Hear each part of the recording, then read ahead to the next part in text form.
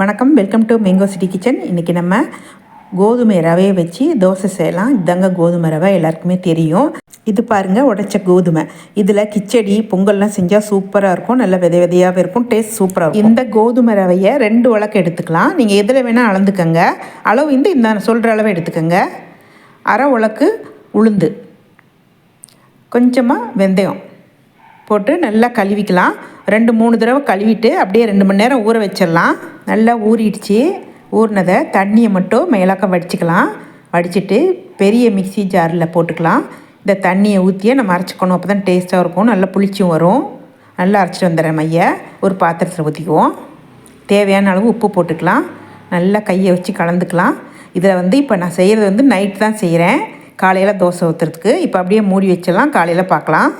இப்போ காலையில் பாருங்கள், நல்லா பதமாக பொங்கி வந்திருக்குது. இப்போ நல்லா கலந்துக்கலாம். எப்பொழுதுமே இட்லிக்கு தான் மாவு போட்டு கலக்கக்கூடாது, தோசைக்கு நல்லா கலந்துக்கலாம்.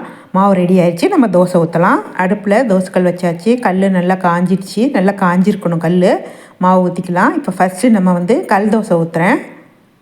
எப்போதுமே நான் தோசை ஊற்றும் போது பெரும்பாலும் மூடி வச்சு தாங்க செய்வேன். எண்ணெய் கொஞ்சமாக செலவாகும், நமக்கு டக்குன்னு வெந்து வரும். நல்லா வெந்துருச்சு பாருங்கள். கொஞ்சமாக எண்ணெய் போட்டுக்கலாம்.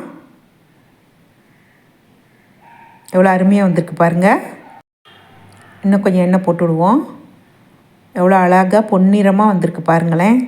சூப்பராக இருக்குல்ல. இதுக்கு தொட்டுக்கிறதுக்கு நான் ஆப்பக்கார சட்னி வச்சுருக்கேன். கார சட்னி நல்லாயிருக்கும், தேங்காய் சட்னி நல்லாயிருக்குங்க.